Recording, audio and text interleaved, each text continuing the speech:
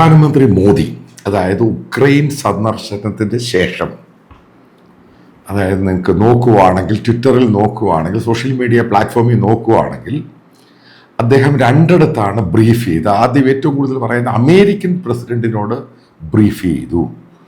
Ukraine സന്ദർശനം, അതേപോലെ തന്നെ ബംഗ്ലാദേശിലെ ഹിന്ദുക്കളെ അറ്റാക്ക് ചെയ്യുന്നു. അതായത് ബൈഡൻ അഡ്മിനിസ്ട്രേഷനോട് ആവശ്യപ്പെട്ടിരിക്കുകയാണ് അത് കൺട്രോൾ ചെയ്യാൻ ബംഗ്ലാദേശ് ഭരണകൂടവുമായിട്ട് എത്രയും വേഗം ബന്ധപ്പെടണം. അപ്പം അടുത്ത ചോദ്യം, എന്നെ പല വീഡിയോകൾ ഞാൻ പറയുമ്പോൾ അതിൻ്റെ താഴെ കമൻറ്റുകളൊക്കെ വരുന്നത്, ഞാൻ നിങ്ങളോട് ചോദിക്കട്ടെ, അമേരിക്കൻ പ്രസിഡന്റാണോ ബംഗ്ലാദേശ് പ്രധാനമന്ത്രി? അദ്ദേഹം ഇതിൻ്റെ അടുത്തുള്ള പ്രദേശങ്ങളിലെ വല്ലതും പ്രസിഡന്റോ പ്രൈം മിനിസ്റ്ററോ വല്ലതും ആണ്? അല്ല. ഇതാണ് ഞാൻ പറയുന്നത്. അമേരിക്കയോട് ഗെയിം കളിച്ചാൽ അവൻ പണി തരും. അത് ഏത് രീതിയിലാണ്, എങ്ങനെയാണെന്നുള്ളതൊക്കെ കണ്ടോണം. അത് കണ്ടു. ഇപ്പം ബംഗ്ലാദേശിൽ കൂടെ വ്യക്തമായിട്ട് കണ്ടു. അവിടെ പണി തന്നു, അവിടുത്തെ പ്രധാനമന്ത്രി എടുത്ത് ദൂരെ കളഞ്ഞു. അവസാനം അവർക്ക് താല്പര്യം ഉള്ള ഒരാളെ അവിടെ പ്രധാനമന്ത്രിയാക്കുന്നു. ഇന്ത്യൻ പ്രധാനമന്ത്രിക്ക് ബംഗ്ലാദേശ് അഡ്മിനിസ്ട്രേഷനോട് പറയാൻ കഴിയുന്നില്ല, അവിടെയുള്ള ഹിന്ദുക്കളെ അറ്റാക്ക് ചെയ്യുന്നു, അത് നിർത്തണം, ഒരു സൊല്യൂഷൻ കൊണ്ടുവരണം, പറയാൻ കഴിയുന്നില്ല. ആ രീതിയിലോട്ട് ബന്ധം മാറി. അത് മോശമായ രീതിയിൽ. അതുകൊണ്ടാണ് അമേരിക്കയോട് വിളിച്ച് പറയണം, അമേരിക്കയാണ് ഇത് കൺട്രോൾ ചെയ്യുന്നത്. ഇനി അമേരിക്കൻ പ്രസിഡന്റ് ട്വീറ്റ് എടുത്തു നോക്കുക. ഇതുമായിട്ട് ബന്ധപ്പെട്ട് ഇന്ത്യൻ പ്രധാനമന്ത്രി ടെലിഫോണിൽ വിളിച്ചതിനെ പറ്റിയുള്ള ട്വീറ്റ് ഉണ്ട്. അതിനകത്ത് മറ്റുള്ള കാര്യങ്ങളൊക്കെ പറയുന്നുണ്ട്, ബംഗ്ലാദേശിന്റെ കാര്യം പറയുന്നില്ല. ഒറ്റ കാര്യം, ഇന്ത്യൻ പ്രധാനമന്ത്രി ട്വീറ്റ് എടുത്ത് നോക്കുക. ബംഗ്ലാദേശിന്റെ കാര്യം പറഞ്ഞു, അവിടെ ഹിന്ദുക്കളുടെ കാര്യം പറഞ്ഞു, അവർക്ക് അവിടെ സ്വാതന്ത്ര്യം കൊടുക്കണം, അവരെ വല്ലാതെ അറ്റാക്ക് ചെയ്യുന്നു, അവരുടെ വീടുകൾ അറ്റാക്ക് ചെയ്യുന്നു, അവിടെ മ്യൂസീഷ്യൻസിനെ അറ്റാക്ക് ചെയ്യുന്നു, അവിടെ അമ്പലങ്ങൾ കത്തിക്കുന്നു, അവിടെ ജീവിക്കാൻ സമ്മതിക്കുന്നില്ല. തിരിച്ചെങ്ങനെ റെസ്പോണ്ട് ചെയ്ത്? ഇവിടെയാണ് ജയശങ്കറിന് അടി കിട്ടിയത്. ജയശങ്കറിനെ പൂർണ്ണമായിട്ടും നരേന്ദ്രമോദി ഐസൊലേറ്റ് സൈഡ് ലൈൻ ചെയ്തു. അതാണ് ഉക്രൈൻ വിസിറ്റ്. ഇത് ഞാൻ ആദ്യം പറഞ്ഞപ്പോൾ നിങ്ങൾ അത് വളരെ മോശമായിട്ട് പറഞ്ഞു. ഇപ്പം മനസ്സിലായി ഇവിടുന്ന് എവിടെ പോയി കാര്യങ്ങൾ. അത് കഴിഞ്ഞ് ഇന്ത്യൻ പ്രധാനമന്ത്രി തിരിച്ചു വരുന്നത് പാകിസ്ഥാൻ എയർ സ്പേസ്, വളരെ നാളിന് ശേഷമാണ് പാകിസ്ഥാൻ എയർ സ്പേസ് ഇന്ത്യൻ പ്രധാനമന്ത്രിക്ക് തുറന്നു കൊടുക്കുന്നത്. 46 മിനിറ്റ് പാകിസ്ഥാൻ എയർ സ്പേസിൽ കൂടെയാണ് അമൃത്സറിൽ വന്നിട്ട് ഡൽഹിയിലെത്തുന്നത്. മറ്റേ ആ ടെൻഷന് ശേഷമാണ് അതുണ്ടായത്. ഇനി ഓരോ സംഭവങ്ങൾ മനസ്സിലായി. അമേരിക്കയുടെ ഗെയിം പ്ലാനാണ് അത് എനിക്കറിയത്തില്ല. ഈ ജയശങ്കർ എന്ന് പറയുന്നത് അദ്ദേഹം ഒരു സീനിയർ ഡിപ്ലോമാറ്റാണ്. അദ്ദേഹത്തിന് ഈ കാര്യങ്ങൾ അറിയാതെ പോയി. അതാണ് എനിക്കറിയില്ല സംഭവം എന്താണ് സംഭവിച്ചത് അൾട്ടിമേറ്റ്ലി. ഇനി ഇന്ത്യൻ പ്രധാനമന്ത്രിയുമായിട്ട് ബന്ധപ്പെട്ട് മറ്റൊരു സംഭവം പുറത്തു വരുന്നു. അതായത് ബ്രിക്സിന്റെ മീറ്റിംഗ് നടക്കാൻ പോകുന്നു, ക്വാഡിന്റെ മീറ്റിംഗ് നടക്കാൻ പോകുന്നു. അമേരിക്ക ശക്തമായിട്ട് പറഞ്ഞു, മറ്റുള്ള രാജ്യങ്ങളും പറഞ്ഞു, ഉക്രൈനിൽ പോയിട്ട് ഇങ്ങോട്ട് വന്നാൽ മതി. അതുകൊണ്ടാണ് ചാടിപ്പിടിച്ച് ഉക്രൈനിൽ പോയത്. ഇതാണ് യാഥാർത്ഥ്യം. എന്നിട്ട് ഉക്രൈനിൽ പോയിട്ട് അവിടെ ഹോസ്പിറ്റൽ ഉണ്ടാക്കും, അവിടുത്തെ കാര്യങ്ങൾ ചെയ്യും. എവിടുന്ന് എങ്ങോട്ട് പോയി? ഇനി 2-3 ദിവസം മുമ്പ് ANIക്ക് ജയശങ്കർ കൊടുത്ത ഒരു ഇന്റർവ്യൂ നിങ്ങൾ യൂട്യൂബിൽ എടുത്ത് നോക്കുക. പഴയ നിലപാടിൽ നിന്നും ജയശങ്കർ മാറി. അത് നേരത്തെ പറഞ്ഞ് ഞങ്ങൾക്ക് ഇഷ്ടമുള്ള ഓയിൽ ഞങ്ങൾ വാങ്ങുക, അതാണ്. BBC കറസ്പോണ്ടന്റ് ചോദ്യമാണ്.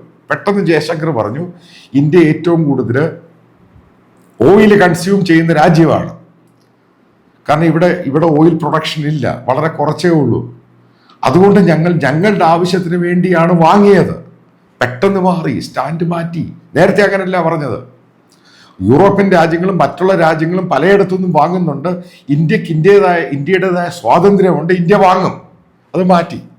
ഇന്ത്യക്ക് ആവശ്യമുണ്ടായിരുന്നു, ഓയിൽ നീഡ്സ്, ക്രൂഡ് ഓയിൽ ആവശ്യമുണ്ടായിരുന്നു, അതുകൊണ്ടാണ് ഞങ്ങൾ വാങ്ങിയത്. നേരത്തെ അങ്ങനെയല്ല, സ്റ്റേറ്റ്മെന്റ് പൂർണ്ണമായിട്ടും മാറി. നേരത്തെ എന്താ ചെയ്തത്? എന്താണ് അമേരിക്കയായിട്ടും മറ്റുള്ള നാറ്റോ രാജ്യങ്ങളായിട്ടും ജപ്പാനായിട്ടും ഈ രാജ്യങ്ങളായിട്ട് ഉടക്കം ഉണ്ടാകേണ്ട കാരണം? ഇപ്പോൾ ഓസ്ട്രേലിയയായിട്ട് ഉടക്കം ഉണ്ടായ കാരണം എന്തുവാ? ബേസിക്കലി എന്താ റീസൺ? ഇവിടെ ഓയിൽ കൊണ്ടുവന്നിട്ട് ഇത് പോളിഷ് ചെയ്ത് മറ്റുള്ള രാജ്യങ്ങൾക്ക് വിറ്റിട്ട് ബില്യൺസ് ഉണ്ടാക്കി. എന്നിട്ട് അടുത്തൊരു ചോദ്യമാണ്, ഒരു സീനിയർ ഡിപ്ലോമാറ്റ് എന്നോട് സംസാരത്തിൽ പറഞ്ഞു, എന്നിട്ട് ഇതിന്റെ പ്രയോജനം ഈ ഓയിൽ കമ്പനിക്കാ കിട്ടിയത്. ഈ ഇത്രയും ഓയിൽ അവിടുന്ന് കൊണ്ടുവന്നിട്ട് $30 താഴെ വാങ്ങിയിട്ട് നിങ്ങൾക്ക് ഈ ഓയിൽ വില കുറച്ച് തന്നോ ഇല്ലയോ? ചോദ്യമല്ലയോ? ഇപ്പൊ ആർക്ക് വേണ്ടി അത് വാങ്ങിയത്? ഇവിടുത്തെ ഓയിൽ കമ്പനിക്ക് പണം ഉണ്ടാക്കാൻ വേണ്ടിയാണോ ഇത് വാങ്ങിയത്? ഉറപ്പായിട്ട് ഈ കമ്പനികൾ ഗവൺമെന്റിന് കൊടുക്കുമായിരിക്കും അതിന്റെ ലാഭവിഹിതം. പക്ഷെ അൾട്ടിമേറ്റ്ലി ഇത്രയും കൊണ്ടുവന്നിട്ട് ഇതിന്റെ പ്രയോജനം കിട്ടേണ്ടത് സാധാരണക്കായ എനിക്കും നിങ്ങൾക്കും വേണ്ടിയാണ്. അത് കിട്ടിയില്ല. അതായത് ഉക്രൈൻ റഷ്യയുമായിട്ട് ബന്ധപ്പെട്ട് ഇന്ത്യയുടെ ഡിപ്ലോമസി മുഴുവനും പാളിപ്പോയി. അതിന്റെ എഫക്റ്റാണ് ബംഗ്ലാദേശിൽ കണ്ടത്. ഇനി വേറൊരു കാര്യം കൂടി നിങ്ങളുടെ ഇതിനായിട്ട് പറയുകയാണ്. കാശ്മീരിൽ ഇലക്ഷൻ നടക്കാൻ പോവുകയാണ്. അതായത് ഈ പറയുന്ന പാകിസ്ഥാൻ ഈ സംഭവം എസ്കലേറ്റ് ചെയ്യാൻ സാധ്യതയുണ്ട്. ക്രോസ് ബോർഡർ ടെററിസം വളരെയധികം രൂക്ഷമാകും. ക്രോസ് ബോർഡർ ഫയറിംഗ് രൂക്ഷമാകും. കാരണം എങ്ങനെയെങ്കിലും കാശ്മീർ ഇലക്ഷൻ ഡീറെയിൽ ചെയ്യാൻ ശ്രമിക്കും. ഉറപ്പായിട്ട് അമേരിക്കൻ പിന്തുണയുണ്ട്. കാരണം ഇന്ത്യ പ്രഷറിലാക്കുകയാണ് ഉദ്ദേശം. ഒരു ഭാഗത്ത് ബംഗ്ലാദേശ്, മറ്റൊരു ഭാഗത്ത് പാകിസ്ഥാൻ. ആലോചിച്ച് നോക്കുക. ഇങ്ങനൊരു സാഹചര്യം ഉണ്ടാക്കേണ്ട പൂർണ്ണമായിട്ട് ഉത്തരവാദിത്വം ജയശങ്കർ തന്നെയാണ്. ഏതായാലും ഇന്ത്യൻ പ്രധാനമന്ത്രി പറയുന്ന പോലെ വലിയ ഭയങ്കര ഡിപ്ലോമസി ഒന്നുമല്ല. ഇവരുടെ ധാരണ, ഇന്ത്യയുടെയും ധാരണ പല രാജ്യങ്ങളുമായിട്ടും, അതായത് ഇപ്പൊ ജപ്പാനായിട്ടും ഓസ്ട്രേലിയ ആയിട്ടും ജർമ്മനി ആയിട്ടും മറ്റുള്ള യൂറോപ്പ്, മാക്രോൺ, ഈ പറയുന്ന പല രാജ്യങ്ങളുമായിട്ട് ഇവരുടെ നേതൃത്വത്തിലിരിക്കുന്ന പ്രസിഡന്റ് ആയാലും പ്രൈം മിനിസ്റ്റർ ആയാലും ചാൻസലർ ആണെങ്കിലും ഇന്ത്യൻ പ്രധാനമന്ത്രിക്ക് നേരിട്ടുള്ള ബന്ധമുണ്ട്. അതായത് പേഴ്സണൽ റിലേഷൻ. ഇത് വർക്കൗട്ട് ചെയ്യുമെന്നായിരുന്നു ഇന്ത്യയുടെ ഇന്ന് വരെ കഴിഞ്ഞ അടുത്ത വരെ ഉണ്ടായിരുന്ന ധാരണ. അത് മുഴുവനും പൊളിഞ്ഞു. കാരണം ഇതിനെയെല്ലാം കൺട്രോൾ ചെയ്യുന്നത്, ഞാൻ നേരത്തെ പല വീഡിയോയിലും പറഞ്ഞു, അമേരിക്കയാണ്. അതാണ് അമേരിക്ക എത്രമാത്രം പവർഫുൾ ആണെന്ന് നിങ്ങൾ ആലോചിച്ച് നോക്കണം. അമേരിക്കയാണ് ഈ പറയുന്ന രാജ്യങ്ങളെ, ഈ പറയുന്ന പവർഫുൾ ആയിട്ടും എക്കണോമിക്കലി വളരെ മുമ്പിൽ നിൽക്കുന്ന രാജ്യങ്ങളെ കൺട്രോൾ ചെയ്യുന്നത്, ഇൻക്ലൂഡിങ് ചൈന. ചൈനയെ വരെ പിടിച്ചു വരട്ടിയില്ലയോ? അപ്പൊ അത് മനസ്സിലാക്കാതെ പോയതാണ് നമുക്ക് പറ്റിയ ഏറ്റവും വലിയ ഡിസഡ്വാൻറ്റേജ്. കാരണം നമുക്ക് അബദ്ധം പറ്റിയ ആ കാര്യത്തിൽ. അതാണ് റഷ്യന്, അവർക്ക് ഈ പറയുന്ന ഇസ്രായേൽ ഇറാന്റെ കാര്യമൊന്നും അവർക്ക് പ്രിസൈസ്ലി, കാരണം യൂറോപ്പിന്റെ ഇഷ്യൂ ആയി മാറി ഉക്രൈൻ റഷ്യ. നിങ്ങൾ നോക്കേണ്ടതാണ് മറ്റേ ഇമാനുവൽ മാക്രോൺ അദ്ദേഹം നടത്തിയ പ്രസ്താവന ഉക്രൈനുമായിട്ട് ബന്ധപ്പെട്ട്. കാരണം റഷ്യ ഉക്രൈൻ വാർ കണ്ടിന്യൂ ചെയ്യുവാണെങ്കിൽ അത് യൂറോപ്പിന്റെ നാശമാണ്. അതെങ്ങനെങ്കിലും നിർത്തണം. ഇത് മാക്രോന്റെ എക്കണോമിസ്റ്റ് എന്ന് പറഞ്ഞ വീക്കിലിക്ക് കൊടുത്ത ഇന്റർവ്യൂവിൽ, കാരണം കവർ സ്റ്റോറി ആയിരുന്നു, അദ്ദേഹം പറയുന്നുണ്ട് ഇതിന്റെ ഭാഗമായിട്ടാണ് മാക്രോൺ ചൈനീസ് പ്രസിഡന്റിനെ കാണുന്നതും ഡിസ്കഷൻ നടന്നതും ചൈന തന്നെ കൈയൊഴിഞ്ഞു. അപ്പൊ ആ ഒരു സന്ദർഭത്തിൽ ചൈന പോലും ഇത്രമാത്രം ഓയിൽ മേടിച്ച് സപ്പോർട്ട് ചെയ്യാൻ തയ്യാറായില്ല റഷ്യയുമായിട്ട്. കാരണം ചൈന ഒരു ലിമിറ്റഡ് രീതിയിൽ മാത്രമേ നിന്നുള്ളൂ. ഇന്ത്യ വലിയ രീതിയിൽ മാറിയിട്ട് അതിനെ സപ്പോർട്ട് ചെയ്ത എക്കണോമിക് സ്റ്റെബിലിറ്റി ഉണ്ടാക്കി കൊടുക്കാൻ ഇന്ത്യ ഗവൺമെന്റ് നിന്നു. അവിടെയാണ് പ്രശ്നം രൂക്ഷമായത്. അവിടെയാണ് അമേരിക്ക നമ്മളുമായിട്ട് അടഞ്ഞത്. പെട്ടെന്ന് സംഭവത്തിന്റെ എവിടുന്ന് എങ്ങോട്ട് പോയി ആലോചിച്ച് നോക്കുക. ഇന്ത്യക്ക്, അതായത് ഇന്ത്യൻ പ്രധാനമന്ത്രിക്ക് അമേരിക്കൻ പ്രസിഡന്റിനെ വിളിച്ച് പറയേണ്ടി വന്നു, ബംഗ്ലാദേശിലുള്ള ഹിന്ദുക്കളെ അവരെ അറ്റാക്ക് ചെയ്യുകയാണ്, അതിന് പ്രസിഡന്റ് ബൈഡൻ അമേരിക്കൻ അഡ്മിനിസ്ട്രേഷൻ ഇടപെടണം, റിക്വസ്റ്റ് ചെയ്യുകയാണ്. ഈ ഒരു സാഹചര്യം ഉണ്ടാക്കിയതിന്റെ പൂർണ്ണ ഉത്തരവാദിത്വം ജയശങ്കറിനാണ്. അദ്ദേഹം മിടുക്കരാണ്, പല കാര്യങ്ങളും മിടുക്ക. പക്ഷെ ഇവിടെ തെറ്റിപ്പോയി. ഈ തെറ്റിൽ ഇന്ത്യയുടെ മറ്റുള്ള സംഭവങ്ങൾ ഇവിടുത്തെ ഓരോരുത്തരും അനുഭവിക്കാൻ പോവുകയാണ്. കാരണം ഇതൊക്കെ ഒരു ഡിപ്ലോമസിയിലാണ് ഇത് കൊണ്ടുപോകേണ്ടത്. കാരണം അമേരിക്ക വിചാരിച്ചാൽ ഈ പറയുന്ന രാജ്യങ്ങളും എല്ലാം ശത്രുക്കളാക്കി മാറ്റും നമ്മളെ. ഓസ്ട്രേലിയൻ പ്രധാനമന്ത്രി ഇന്ത്യയിൽ വരികയും, നിങ്ങൾക്ക് ഓർമ്മയുണ്ടായിരിക്കും, ഇന്ത്യൻ പ്രധാനമന്ത്രി ഭയങ്കര സ്വീകരണം, ഓസ്ട്രേലിയൻ പ്രധാനമന്ത്രി ഇന്ത്യൻ പ്രധാനമന്ത്രിയുടെ കാലെ തൊടാൻ പോയി. ഈ പിക്ചറൊക്കെയാണ് പെട്ടെന്നല്ലേ മാറിയത്. ഇതെങ്കിലും ഞാൻ ഈ പറയുന്നത്, ഞാൻ ഡിപ്ലോമസിയെ പറ്റി വലുതായിട്ട് പഠിക്കുന്ന ആളൊന്നും അല്ല. പക്ഷെ ഇതിനെപ്പറ്റി വായിച്ച് നോക്കി മനസ്സിലാക്കിയപ്പോഴാണ് മനസ്സിലായത് സംഭവം ബ്ലണ്ടർ ഗെയിമാണ് ഇന്ത്യൻ എക്സ്റ്റേണൽ അഫയേഴ്സ് മിനിസ്റ്റർ കാണിച്ചത്. ഇനി എന്തുകൊണ്ടാണ് ജയശങ്കറിന്റെ ഈ ഡിപ്ലോമാറ്റിക് പാസ്പോർട്ട് കൊണ്ട് സറണ്ടർ ചെയ്ത് പലരും ചോദിച്ചിട്ടുണ്ട്. അതായത് ഇപ്പൊ കാനഡയിൽ നിജാറിന്റെ ഇഷ്യൂ ഉണ്ട്, അയാളെ കൊന്നു. അത് കഴിഞ്ഞ് പല്ലുവിനെ കൊല്ലാൻ, അത് പുള്ളി അമേരിക്കൻ സിറ്റിസനാണ്. അപ്പൊ ഇതുമായിട്ട് ബന്ധപ്പെട്ട് ഇൻവെസ്റ്റിഗേഷൻ നടത്തിയപ്പോൾ ഇപ്പൊ ഗവൺമെന്റ് ഓഫ് ഇന്ത്യയോട് പറഞ്ഞു ഇതിനെപ്പറ്റി ഇൻവെസ്റ്റിഗേഷൻ നടത്തണമെന്ന് അമേരിക്കയും യൂറോപ്പും ഈ പറയുന്ന ബ്രിട്ടനും എല്ലാ രാജ്യങ്ങളും കർശനമായിട്ട് ഇന്ത്യക്ക് നിർദ്ദേശം കൊടുത്തു. ഇത് പറ്റില്ല എന്ന് പറഞ്ഞു. ഇതിനെപ്പറ്റി ഇൻവെസ്റ്റിഗേഷൻ നടത്തണമെന്ന് പറഞ്ഞു. കാനഡ അതിൻ്റെ കാര്യങ്ങൾ കൊടുത്ത് നിഖിൽ ഗുപ്ത എന്ന് പറയുന്ന ഒരു വാടക കൊലയാളിയാണ് ഇന്ത്യൻ ഇന്റലിജൻസ് ഹയർ ചെയ്ത്. അമേരിക്കനും കനേഡിയൻ വേർഷനാണ്, അത് ബ്രിട്ടീഷ് വേർഷനാണ്. അപ്പൊ അവരെ ഹയർ ചെയ്ത് കൊടുത്തിട്ട് ഈ പന്നുവിനെ കൊല്ലാൻ ശ്രമിച്ചു. ഇതാണ് സംഭവം. ഇനി യഥാർത്ഥത്തിൽ എന്താണ് പിന്നീട് ഇൻവെസ്റ്റിഗേഷനിൽ തെളിയുന്നത്? ഈ പോകുന്ന നിജറിനെ കൊല്ലുന്ന നിഖിൽ ഗുപ്ത ഇവരൊക്കെ കമ്മ്യൂണിക്കേഷൻ ഉണ്ട് ഇന്ത്യൻ ഒഫീഷ്യൽസുമായിട്ട്, അതായത് ഡിപ്ലോമാറ്റ്സ്, കാനഡയിലും അമേരിക്കയിലുള്ള ഡിപ്ലോമാറ്റ്സുമായിട്ട്.